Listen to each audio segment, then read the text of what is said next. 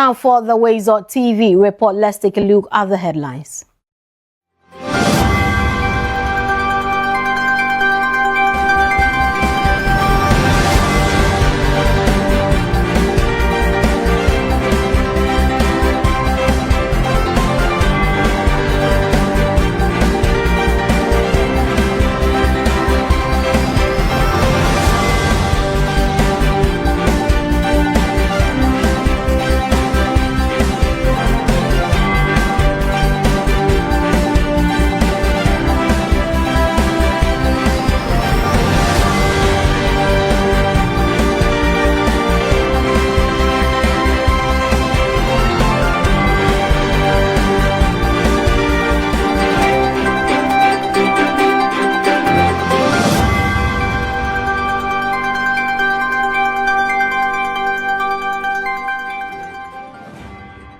Now let's begin.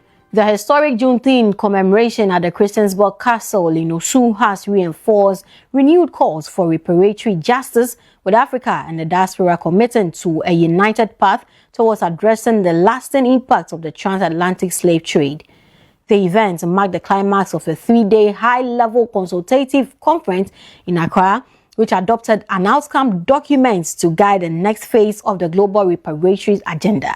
Belinda Kwanzaa has more.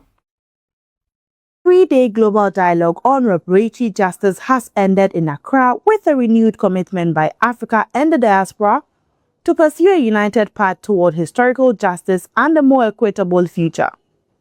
Speaking at the historic joint Juneteenth commemoration at Christiansburg Castle in Osu, President John Dramani Mahama announced the adoption of an outcome document to guide the next phase of the reparations agenda. And I want to thank all those who worked since yesterday till today to come with the outcome document. So let this outcome document be the platform for how we forge ahead together in unity, so that together we can achieve the justice that was denied our forebears, not only in terms of restitution and reparation, but also in the fight of creating a more just world.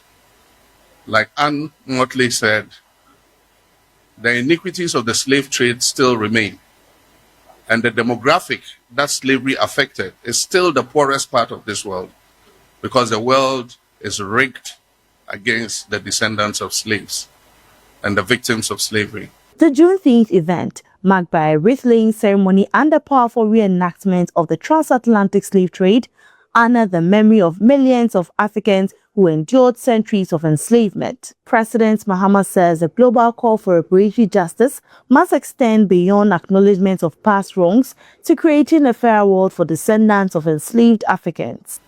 And so our work goes beyond reparations. It goes beyond return of artifacts. It goes into advocacy for creating a more equal world, to a world that offers opportunity to everyone, and to a world that is fair and just. I believe that the memory of our ancestors who bore the evil of the slave trade will continue to guide us, like the libation that our traditional leaders prayed. The commemoration also marked the first joint observance of Juneteenth by Africa and the United States, reinforcing the shared history, resilience, and enduring bond between the continent and its diaspora. Reporting from the Christiansburg Castle for WoezorTV, Belinda Kwanzaa. And away from stories on reparation, the Ghana Police Service has launched investigations into a shooting incident involving former Dome Kwabena MP Sarah Adjua-Safo at Kwabena in the Greater Accra region. Preliminary investigation indicates that the incident occurred while Adjua-Safo was visiting the residence of her late father, where she sustained a gunshot injury to her left ear. The police say she reported the incident to the Kwabena police station and presented a vehicle bearing registration number GN 348224, which had visible gunshot damage. She has since been issued a police medical report form and is receiving treatment. As part of investigations, the damaged vehicle has been retained for forensic examination to determine the source of the gunfire and reconstruct the incident. Meanwhile, the police have arrested 6 private security guards in connection with the shooting. Police say investigations are ongoing to establish the full circumstances surrounding the incident.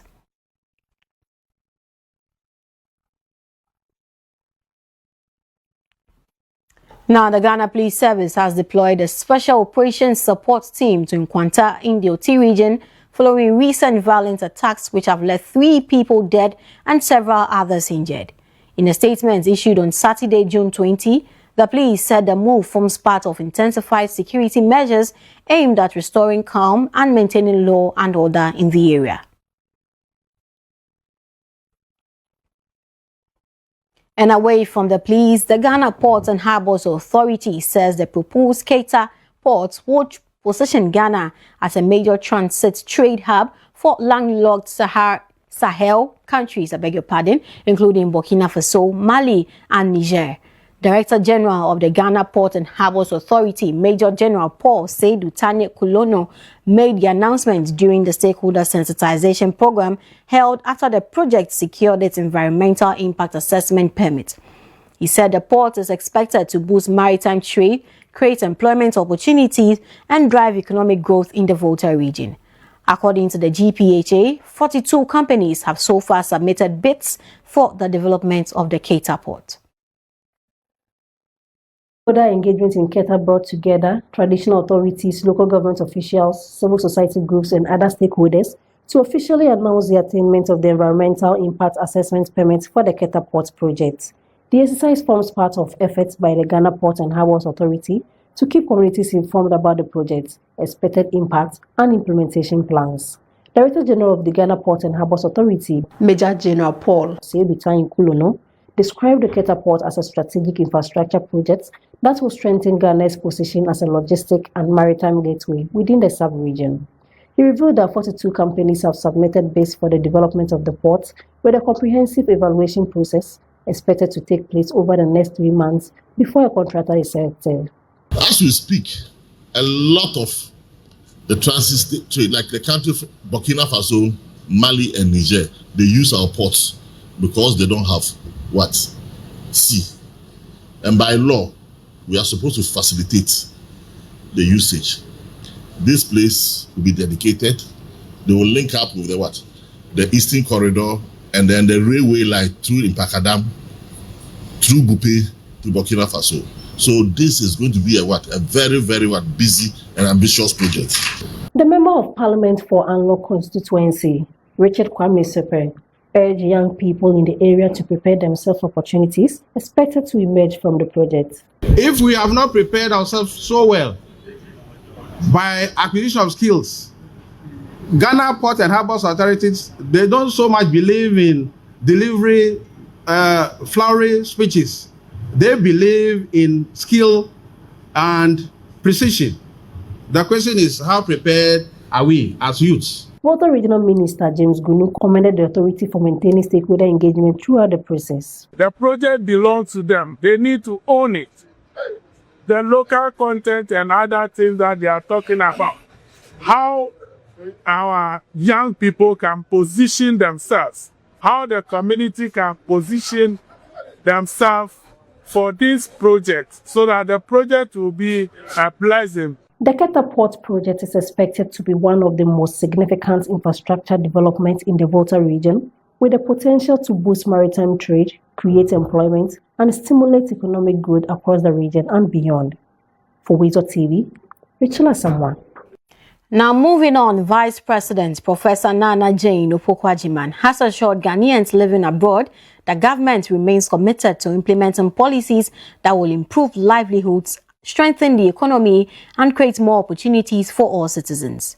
Speaking during an engagement with members of the Ghanaian community in Canada, the Vice President said government is focused on stabilizing the economy through lower inflation, improved interest rates, and policies under the Reset Agenda, including the 24-hour economy program aimed at boosting jobs, enterprise, and productivity.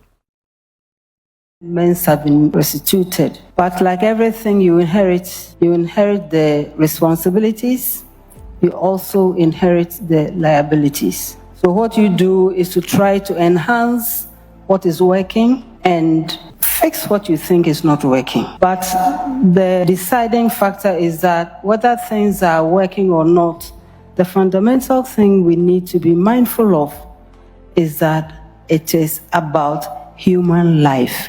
And when things work for the country, they should work for all of us. And we believe that that is a very, very important starting point. We see that inflation is dropping, and it means a lot. We also recognize that interest rates are falling. That is also very, very important for us. If you are going to borrow money from a bank and pay interest of, let's say, 35%, you just ask yourself, what business am I going to run to pay interest alone at 35%? How about my profit? Am I even going to survive? So these are very, very important for us. And away from Canada, the Ministry of Education has directed the immediate suspension of all senior high school graduation ceremonies across Ghana following growing concerns over what it describes as excessive displays of wealth and flamboyance during such events.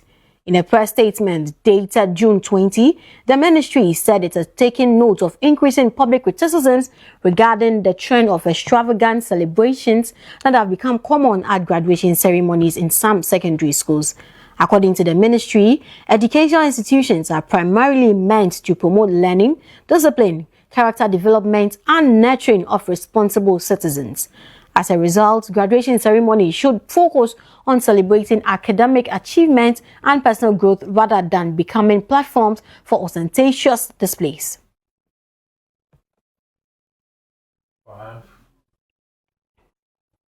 Time now for some international news.